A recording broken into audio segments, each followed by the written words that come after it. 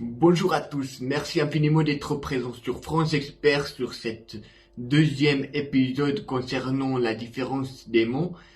Aujourd'hui, je vais vous présenter 9 mots en français ainsi que leurs synonymes.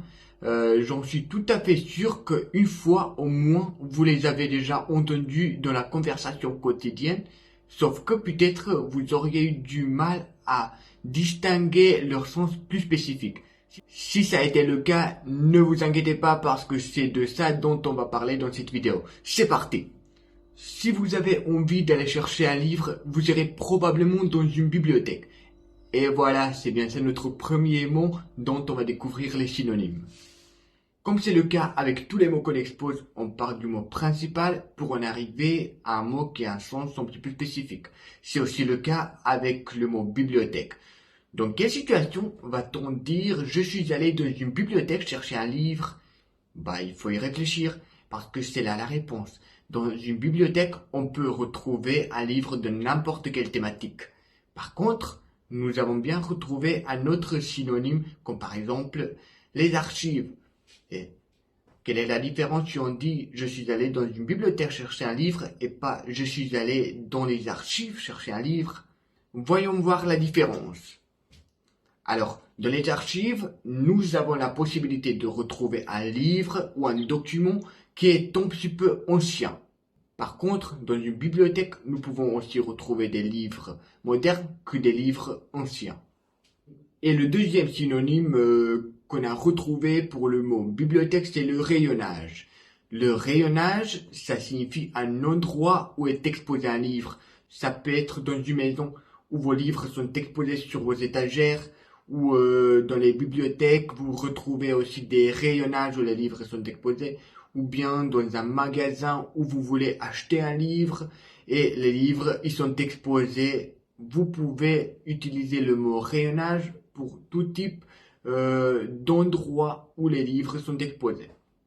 À la fin, pour conclure avec le mot bibliothèque, nous avons retrouvé un point commun entre ces trois synonymes. Alors, bibliothèque, archive et rayonnage s'utilisent pour un endroit où on peut retrouver des livres, n'est-ce pas? Alors, je vais dans une bibliothèque pour chercher un livre de n'importe quelle thématique. D'autre part, je vais dans les archives si ça m'intéresse de retrouver des livres qui ont une thématique un petit peu ancienne. Si je veux retrouver des livres sur les rayonnages, je peux soit aller dans une bibliothèque, soit aller chercher un livre dans un magasin qui vend des livres, ou bien je peux retrouver des livres sur une étagère que j'ai chez moi dans la maison. Alors, le deuxième mot qu'on a pour aujourd'hui, c'est le mot réfrigérateur. Évidemment, vous connaissez son sens. C'est un endroit où on peut garder la nourriture afin de la conserver pour plus tard. Mais pourquoi les gens parfois utilisent les mots comme frigo ou frigidaire? C'est ça ce qu'on va voir dans cette vidéo. Vous savez que les mots comme réfrigérateur et frigo représentent tout à fait la même chose. Sauf que le frigo, c'est une forme brève de réfrigérateur. D'autre part, le mot frigidaire s'utilise en Suisse. Ça veut dire que si vous rencontrez un locuteur français, vous pouvez lui dire tout simplement de mettre la nourriture dans le frigo ou réfrigérateur. Mais si vous allez en Suisse par exemple, vous allez plutôt utiliser le mot comme frigidaire que réfrigérateur ou frigo. Le troisième mot qu'on va découvrir aujourd'hui, c'est le mot four. Alors évidemment, vous savez que le four, vous l'utilisez en général si vous voulez vous préparer un repas. Mais est-ce que vous vous êtes posé une fois une question s'il fallait utiliser four, fourneau ou fournaise? Si ça vous a posé un problème, ne vous inquiétez pas parce que c'est ça ce qu'on va expliquer maintenant. Four est un mot général que vous utilisez lorsque vous souhaitez nommer un objet qui vous sert à faire brûler de la nourriture. À la différence du four, fourneau a une forme un petit peu différente. Ça peut être un petit peu plus grand, n'est pas obligé d'être électrique, mais aussi vous pouvez l'utiliser en bois. Et le troisième synonyme du mot four, c'est fournaise. Alors, fournaise, c'est un mot qui est un petit peu rare en français.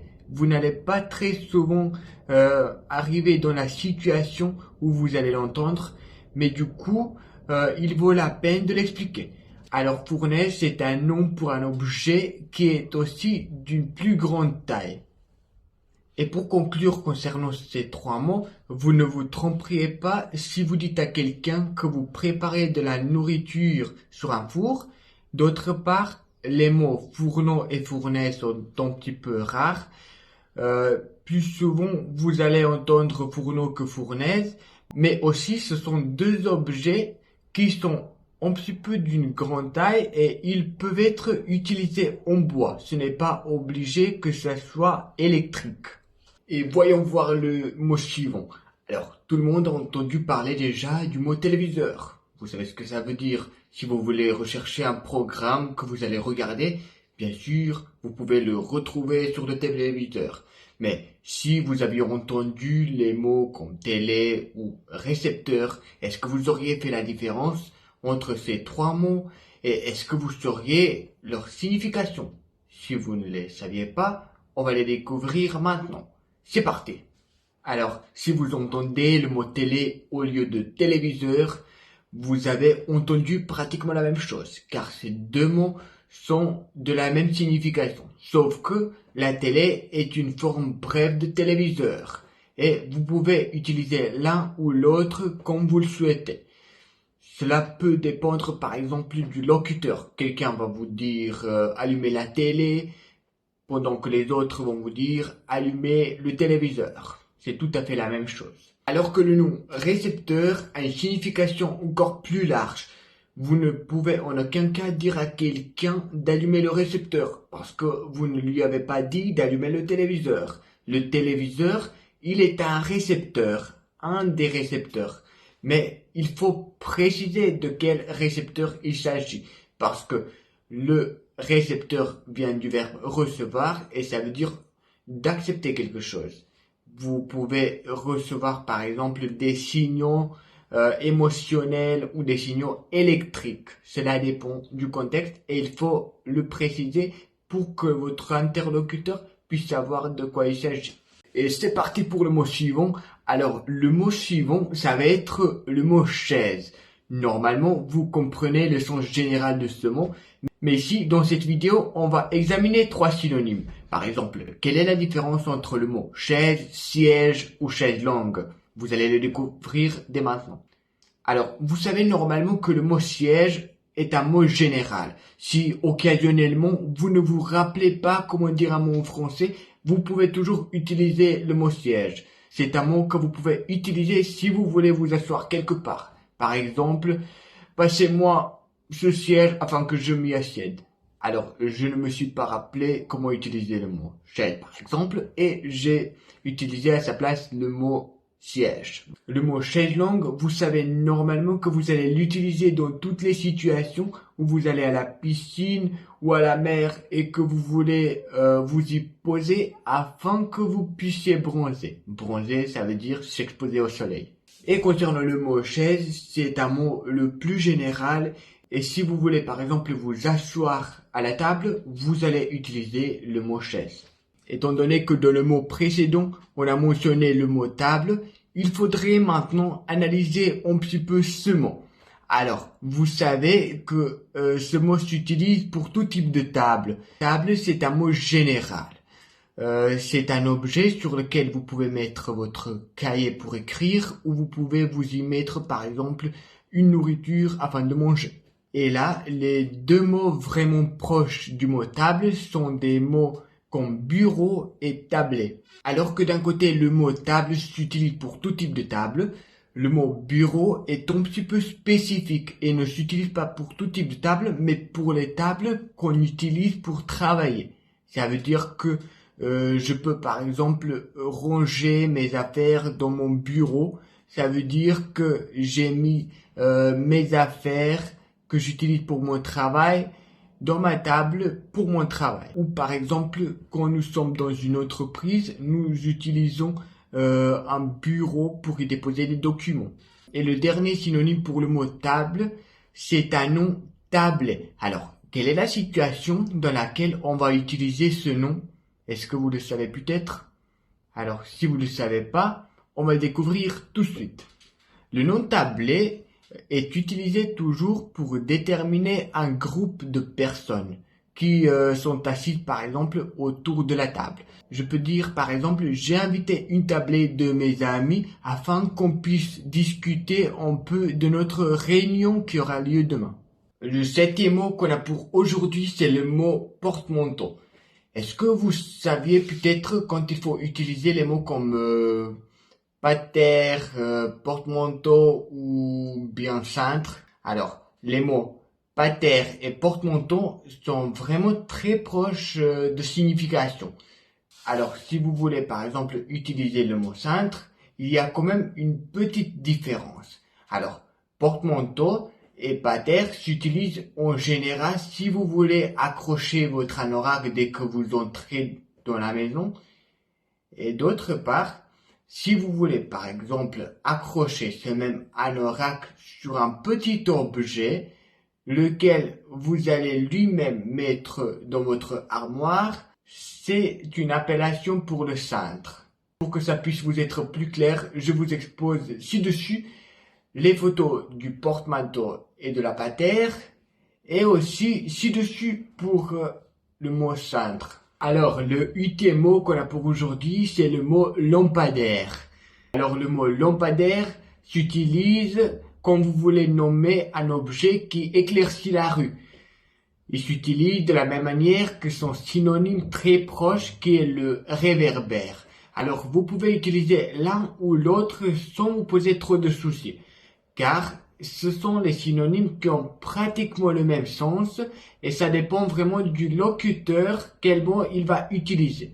Le deuxième synonyme pour le mot lampadaire, c'est candélabre. Alors, il y a là une grosse différence entre candélabre et lampadaire.